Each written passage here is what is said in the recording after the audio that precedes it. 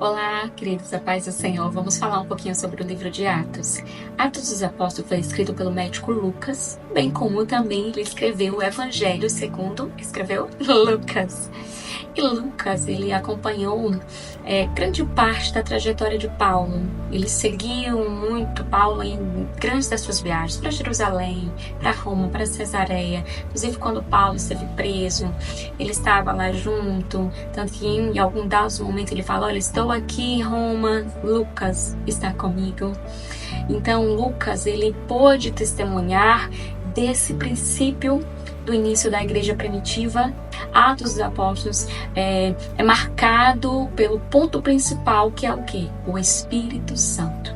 Quando nós lemos essa ação sobrenatural que foi descrita aqui por Lucas, da conversão aí, da primeira conversão ali na igreja primitiva, quando Pedro, na sua pregação, e no versículo 41 ele diz: de sorte que foram batizados os que de bom grado creram e receberam a sua palavra, e naquele dia agregaram-se mais de 3.000 almas. Nós fazemos uma perguntinha básica: qual é o motivo dessa ação sobrenatural do Espírito Santo na vida do cristão? O Espírito Santo é o motivador diário que você precisa. Não adianta simplesmente você dizer se aquele crente é SSS, sentado, salvo, satisfeito.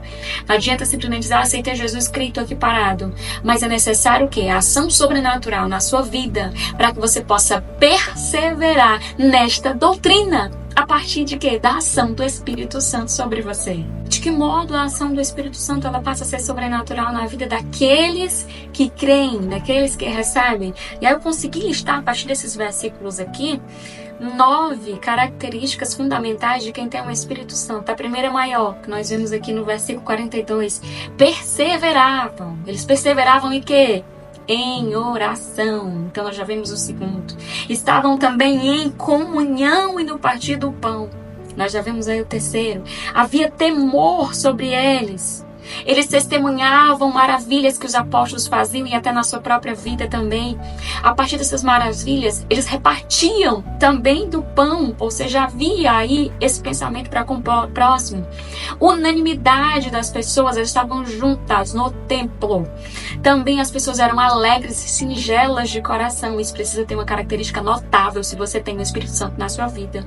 E também louvavam a Deus. Então nós poderíamos discorrer aqui sobre essas novas características daquele que recebe o Espírito Santo, porque precisa ser uma característica notável. Não tem como você dizer que crê no Evangelho, que você está em Cristo Jesus, se você não tem essas características, e as pessoas podem notar isso em você. Tá? E aí nós podemos aí compartilhar mais ainda em um foco principal sobre essas pessoas que estavam aí recebendo da igreja primitiva, quebrar um paradigma de algumas pessoas que acham que pode estar em Cristo crendo somente em casa. A igreja primitiva se reunia junto no templo. Eles perseveravam unânimes aonde? Era no templo. Versículo 46 você pode conferir na sua Bíblia. Então não tem como você dizer que você é cristão e não tem, em primeiro lugar, essas características que são notáveis do Espírito, e se você é apenas um crente ou um cristão que está crendo somente em casa. Mas eu creio, eu tenho... Então nós acabamos de perceber que algumas características precisam ser notáveis. E se você era daquele que estava descrendo, achando que, mas eu tenho a fé em mim, no meu coração, irmã Lídia, eu posso crer e adorar a Deus aqui na minha casa, porque eu já me decepcionei com pessoas, com lugares, eis que eu te convido a viver biblicamente tanto as características do Espírito, como estar junto, unânime ali no templo, querido. Se você encontrou um erro em alguém, seja você então aquela pessoa que vai fazer o certo. Seja você então aquela pessoa que vai sair virtudes de você por meio da ação do Espírito Santo. Porque é necessário que hajam pessoas que transmitam essas virtudes do Espírito para que sejam notáveis para outras pessoas. Se você ainda não encontrou isso de alguém, então a partir de agora, ao invés de se apartar, decida fazer diferente, pois eu vou estar junto e eu vou fazer aquilo que não fizeram. Aquilo que eu ainda não encontrei. Então aquilo que você ainda não havia encontrado, peça para o Senhor fluir de você então. Essas características e essas virtudes. E um ponto importante é estar no templo. É no templo, eu costumo dizer que há coisas que Deus só revela para você no templo. Ana, ela orava em casa. Quando é que Deus concedeu a sua bênção? Quando Ana subiu ao templo, quando ela estava lá no templo, e aí vem o sacerdote, e aí ele fala com ela, e aí então Ana, ela tem a sua petição concedida para si. Então, querido, se você tem algo que tem necessitado do Senhor, talvez Deus está esperando aí o seu passo. O que é que você está esperando ainda? Para ir no templo, para estar unânime, para ver as maravilhas de Deus acontecendo em você e na sua casa. Aquelas pessoas da igreja primitiva só puderam contemplar das maravilhas porque estavam juntas, unânimes no templo. Então, querido, se levante agora e corre para buscar ao Senhor no templo, porque Deus tem maravilhas para te mostrar.